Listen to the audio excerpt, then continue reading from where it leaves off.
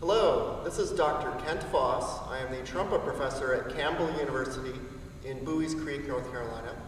And today we're going to look at the 2012-2013 middle school all-district audition piece in North Carolina.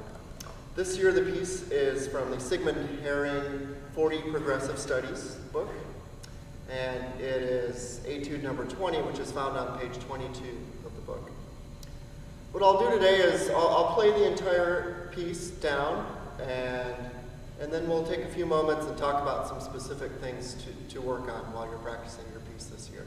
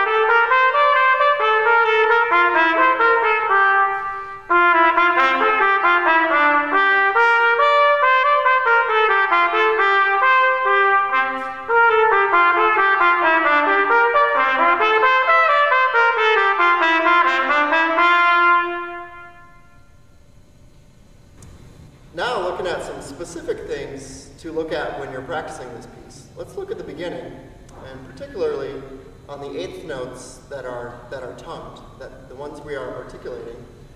We don't want to overly shorten the eighth notes. So, as an example, here's what it sounds like if I play those eighth notes really short.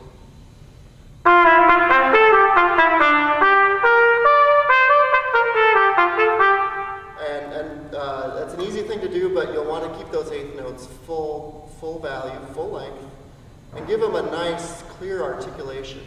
That'll give you the allegro, lively, energetic style that we want to have on this piece.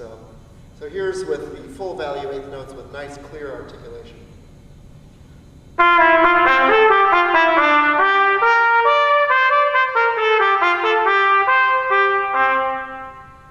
One more thing to watch out for on the slurred notes. Be sure that you're not clipping or shortening the second of the slurred pairs. So at the beginning, again.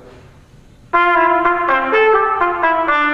there, I was clipping those off. We want to avoid that, so keep all the notes full value. And then up to speed.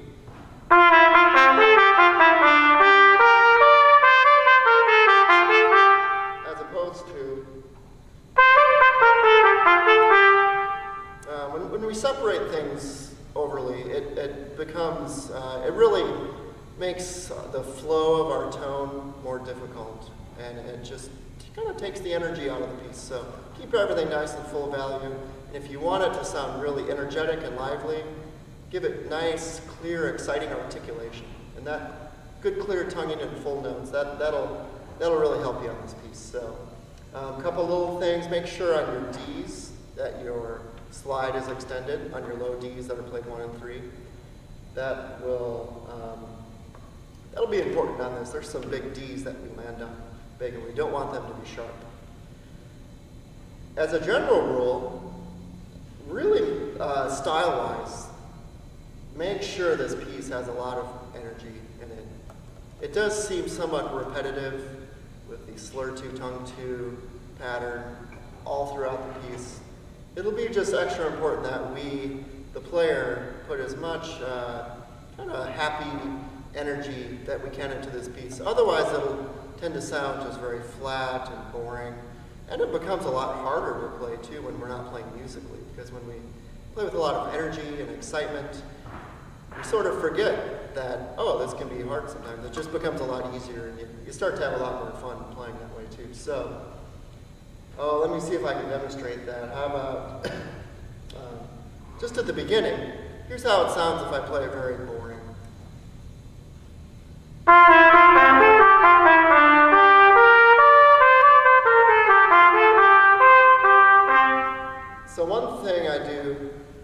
get that excitement and bounce and the fun quality to this piece is at the beginning of each measure, the first note in every measure is more important in some ways than the other notes, at least in terms of our emphasis. So at the beginning, if I emphasize the first note of every measure, here's how it sounds. So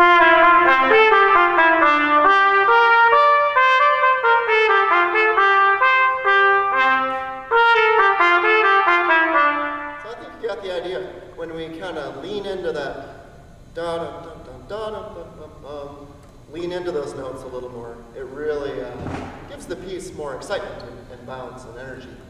So that really covers most of the piece. Watch for dynamics.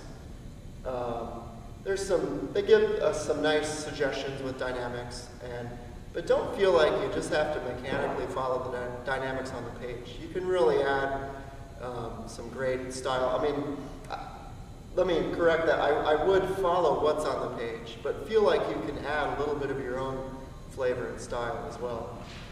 So, the last idea I want to leave with you, the tempo, they suggest 138 beats per minute, which is fine. It's a nice tempo. It's very lively. Definitely learn it at a slower pace if you need to. It's always best to learn a piece under tempo and then speed it up. And don't feel like you have to play it at 138 beats per minute. You should play it at whatever tempo sounds the most musical and just really gives you the best sound and will help you be the most comfortable on your piece. So how about I'll play just the last section of it, and thanks for listening. I hope this helps you out a little bit.